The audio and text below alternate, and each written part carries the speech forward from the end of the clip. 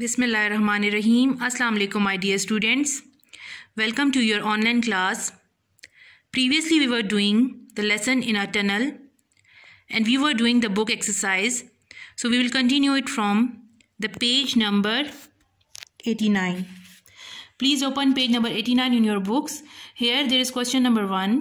Carefully read the last two paragraphs of the story and pick out the words of the sound and noises. Can you fit 7 words in the grid below exactly as they appear in the passage? तो यहाँ पे आपने इन words को लिखना है. First one is blast, BLAST. Second one is echoing, ECHOING. Third one is roar, ROAR. Fourth one is sound, SOUND. Then next one is rattle, RATTLE. fifth one is whiz, WHIZ, whiz. Then clanging, CLANGING. and last one is juggling, JANGLING. आपने इसको इसी तरह उतारना है अपनी book पे, ठीक है. उसके बाद अगले क्वेश्चन पे आते हैं. Next question is complete the following in your own words. यानी ये बुक में ये वर्ड्स लिखे हुए हैं, आपने इनको जो है कंप्लीट करना है. तो सबसे पहला है the children saw slimy oozy trickles of water running down the inside of tunnel. यानी बच्चों ने क्या देखा था वहाँ पे, स्लाइमी ऊजी टिकल्स. टिकल्स किसको कहते हैं? कतरे. यानी पानी के कतरे उन्होंने देखे थे पानी में उस टनल के अंदर, जो कि नीचे जा रहे थे इनसाइड ऑफ द टनल, उस टनल के अंदर. अगर आप इसको बुक में ढूंढना चाहें तो आप देखेंगे ये इस पेज पे, पेज नंबर 86 पे ये लिखा हुआ है. ये यहाँ पे लिखा हुआ है द चिल्ड्रन सॉ, ये है. Then you see slimy oozy tickles of water running down the inside of tunnel. ठीक है. इसी तरह बाकी जो है वो भी आपने इसी तरह बुक से इसको ढूंढना है और फिर इसी तरह इसको कंप्लीट करना है. अब जैसे next one is B, everything is quite different. यानी सब कुछ किस चीज़ से बहुत डिफरेंट था. किस चीज़ से? When you walk into a tunnel on your own feet. यानी जब आप खुद ही किस चीज़ को अपने कदमों से चल के टनल के अंदर आप जब चलते हैं तो वहाँ पे सब कुछ डिफरेंट नज़र आता है, जैसे आप ट्रेन में होते हैं. ये भी आप अगर इसको ढूंढेंगे तो ये यहाँ पे पेज नंबर 86 पे इधर लिखा हुआ है everything is quite different when you walk into a tunnel on your own feet. ठीक है, ये इधर से लिया गया है. इसके बाद next one is the windows all dim with yellow smoke breath of the tunnel. ये यहाँ पे ये भी पीछे से आया हुआ है ब्रेथ ऑफ द टनल. ये आपने इधर इसके आगे इसको कंप्लीट करने के लिए लिखना है. फिर it is not yet quite dark in the tunnel when Phyllis caught Bobby.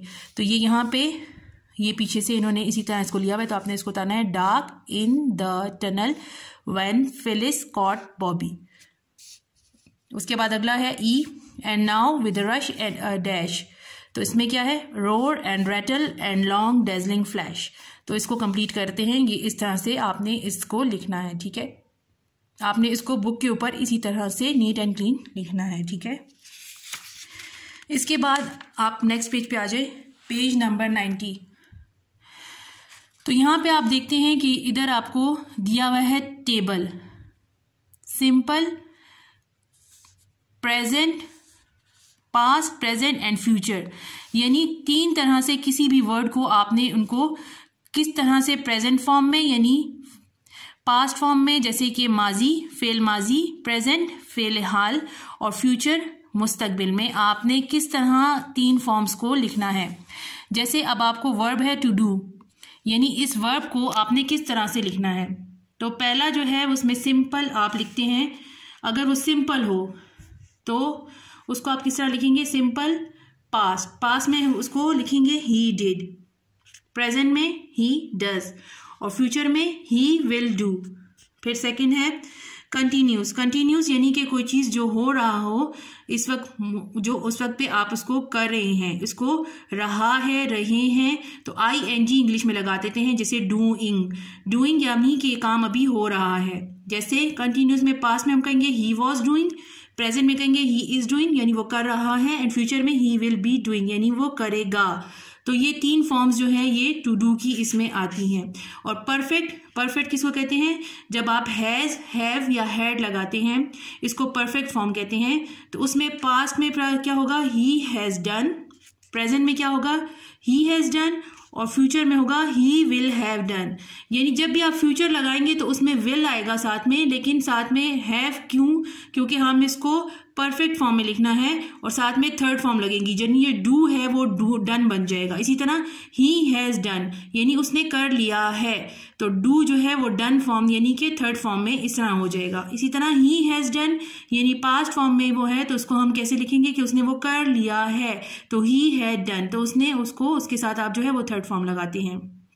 इसी तरह एक दूसरा वर्ब है, इसका नाम ये है टू कम, यानी जो है कि कोई आदमी जो है वो आ रहा है, तो आ रहा है पास्ट फॉर्म में इसको सिंपल पास्ट अगर होगा तो कैसे लिखेंगे? ही केम यानी वो आया, ही कम्स वो आ रहा है यानी प्रेजेंट फॉर्म में, और फ्यूचर ही विल कम यानी वो आएगा। इसी तरह कंटिन्यूस में आप करेंगे ही वॉज कमिंग वो आ रहा था, ही इज कमिंग वो आ रहा है, ही विल बी कमिंग यानी वो आएगा।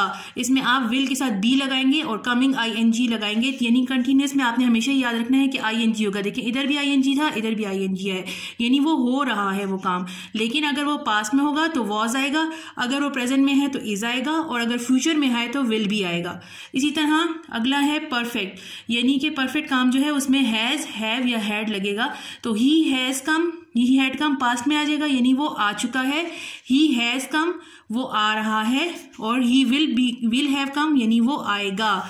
इस तरह टू लुक जो है अगर वो वर्ब हो तो उसको हम किस तरह से तीन फॉर्म में चेंज करेंगे, पास्ट, प्रेजेंट और फ्यूचर में किस तरह करेंगे? सिंपल होगा तो कहेंगे ही लुक्ड यानी उसने देखा, अगर प्रेजेंट है तो ही लुक्स वो देख रहा है, एंड ही विल लुक यानी वो देखेगा।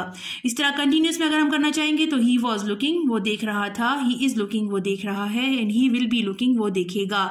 यानी जब अगर हम पास में करेंगे तो उसी के साथ वॉज लगा देंगे और ING लगाएंगे तो उसका मतलब है थर्ड फॉर्म लग गई, और इस तरह प्रेजेंट में करने के लिए इज लगाएंगे और साथ ING, तो मतलब है कि वो इस टाइम पे हो रहा है वो काम, और अगर मुस्तकबिल में वो काम होना है तो विल भी लगाएंगे और साथ में ING लग जाएगा।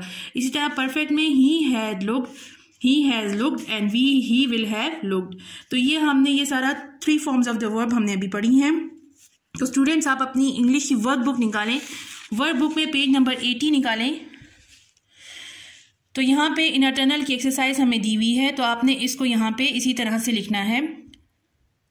Please open page number 80 in your workbook and here you have to do these exercises in 3 forms, यानी सबसे पहले पास्ट, प्रेजेंट और फ्यूचर में इन तीनों को आपने किस तरह से चेंज करना है।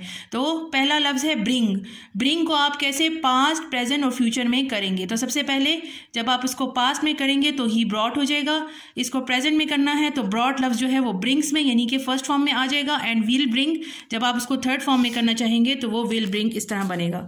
इसी तरह कंटिन्यूस में अगर आप करेंगे कि ही वॉज ब्रिंगिंग यानी वो ला रहा था, ही इज ब्रिंगिंग वो ला रहा है, and he will be bringing यानी वो लाएगा। परफेक्ट यानी जिसमें कि वो कर चुका है काम को, ही हैड ब्रॉट यानी पास्ट के साथ आप हैड ब्रॉट लिखेंगे, प्रेजेंट में हैज़ ब्रॉट और फ्यूचर में ही विल हैव ब्रॉट। इस तरह टू बाय, बाय का मतलब है खरीदना।